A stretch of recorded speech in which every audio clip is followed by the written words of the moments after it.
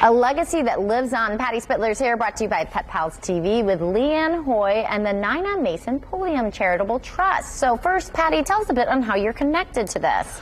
Wonderful story. I connected with Leanne when they were doing a gift for Indianapolis Animal Care and Services, and we did an interview, and we also then I learned that they help organizations with pets. And then these organizations help the pets and the people. So Nina Mason Pulliam was a wonderful, wonderful writer, worked at Indianapolis Star, wrote some books, and now her legacy, she passed in '97, is to help people and pets, and we're very, very happy to partner with the Nina Mason Pulliam Trust. Oh, wonderful. Stewie's happy about it, too. So tell us a bit for anyone that's not familiar. Oh, we're seeing her pictures here. Tell us her story. Well, Mrs. Pulliam and her husband, Eugene, were the owners of the Star newspapers here in Indy, and they own the papers in Phoenix, Arizona as well. She was passionate about animals, the environment, and giving back and helping people in need.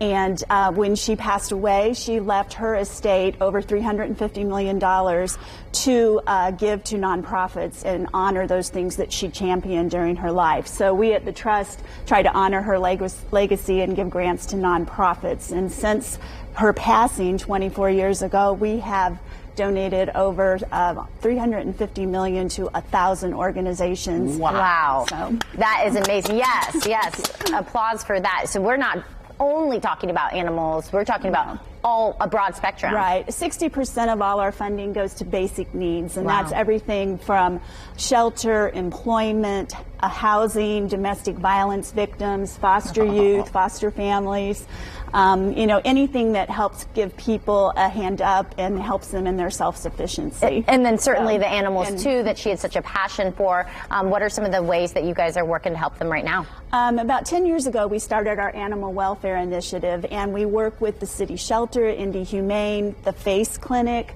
Southside Animal Shelter. Look, there you are with your kitty. Yes, that's my Coco. Beautiful Coco. I love it. But we've given in the past, since the Trust started, over $30 million to animal welfare initiatives, mostly in spay, neutering, and adoptions. Right, right. Also, too, some of the organizations you've helped in Indianapolis Animal Care and Services, Fido, the zoo, with the conservation effort there, Pause and Think, which is a good friend of ours. So many of these organizations you bring on here with Pet Pals TV often, too. We want to highlight what it is that they do and show the stories behind and help. Now, a lot of people that do trusts and they give money or for charity, yes, they do.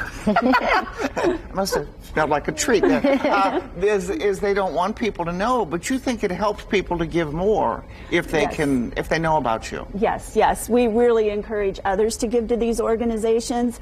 All nonprofits are needing donations, especially in this time and day and age. So short on staffing, short on help, and the great work that they do is so important in this community. So if you see somebody funding a group, then that likely brings other interest to it, and that's what we hope to facilitate, particularly in the animal welfare area. I was going to ask this, and you touched on it. It's been a tough few years. Have you guys noticed that need in a broad spectrum even more? Yes, yes. During the pandemic, we basically awarded operating grants to many of the community centers in Indianapolis just to keep their doors open and doing what they were doing, feeding people, helping people find jobs, getting them housed, rent assistance, those types of things.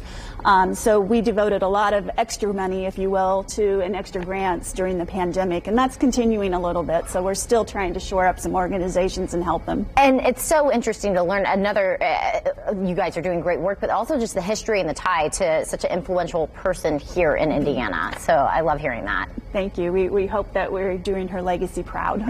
It sure sounds like it. So we can catch more on Pet Pals TV, Patty? Pet Pals TV, we will have a full story with Leanne, and that'll be coming up in a couple of weeks. Today on Pet Pals TV, you'll get to see me. We need to learn more about opossums because they do wonderful work. They're not scavengers. They eat ticks, and they're little garbage disposals for the environment, so they're really good. Leave them alone and they'll be fine. The other thing is our Barney Wood went to a cat cafe. A cat cafe? That's up my alley. In Kokomo. And you have some extra cream with your coffee for the kids. Well, of course. The kitties need their milk. All right, thank you, Patty. And remember, Great Day TV also right after us here on Wish TV. And then that's at 10 o'clock. And then, as she said, Pet Pals TV at 10:30.